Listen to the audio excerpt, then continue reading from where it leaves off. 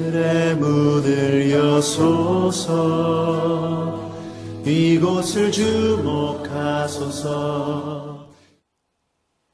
성도 여러분 안녕하십니까? 화요일 저녁입니다. 화요일 저녁도 우리 함께 하나님을 예배하겠습니다. 다 같이 찬양합니다.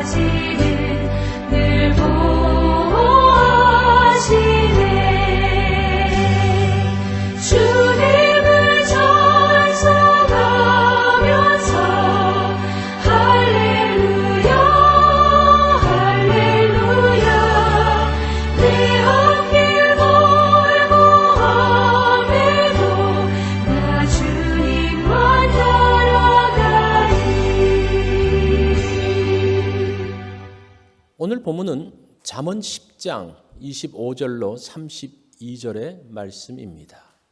우리 말씀 한 절씩 교독하겠습니다.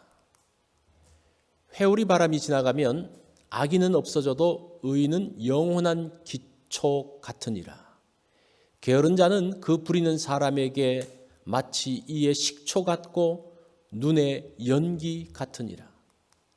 여호와를 경외하면 장수하느니라. 그러나 악인의 수명은 짧아지느니라. 의인의 소망은 즐거움을 이루어도 악인의 소망은 끊어지느니라. 여호와의 도가 정직한 자에게는 산성이요 행악하는 자에게는 멸망이니라. 의인은 영영이 이동되지 아니하여도 악인은 땅에 거하지 못하게 되느니라. 의인의 입은 지혜를 내어도 패역한 혀는 배임을 당할 것이니라.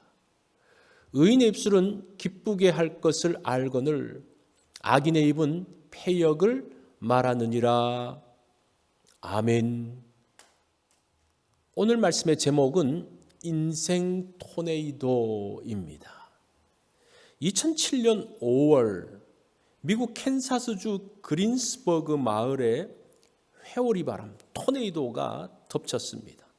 토네이도는 마을을 완전히 거의 95%를 파괴시켰고 여러 사람이 죽고 다쳤습니다. 1931년 미네소타주를 강타한 토네이도는 60톤이나 되는 열차를 들어 올려서 20m 이상을 던져버렸다고 합니다. 360km나 되는 냉장고를 5km까지 날려보내는 어마어마한 힘을 발휘했습니다. 토네이도는 한반도를 통과하는 최고 태풍의 한 5배 정도가 된다고 합니다.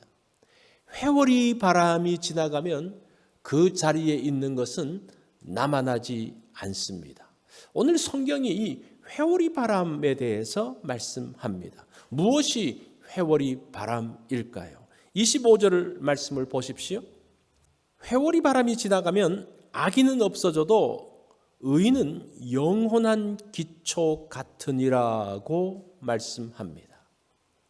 인생에도 회오리 바람이 불어옵니다. 18절 말씀을 보면 거짓된 입술이 회오리 바람을 몰고 온다고 합니다.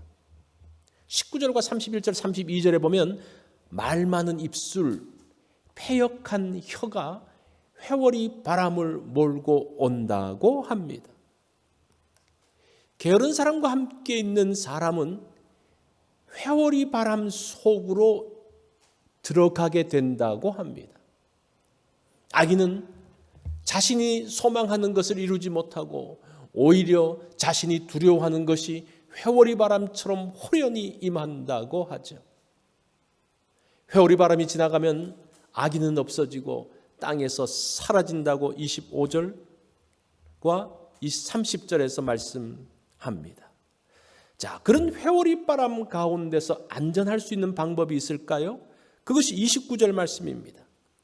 여호와의 도가 정직한 자에게는 산성이요 행악하는 자에게는 멸망이니라고 합니다. 회오리 바람 속에서 견고히 설 수 있는 약속이 있습니다. 여호와의 도가 정직한 자에게는 산성이 된다고 합니다.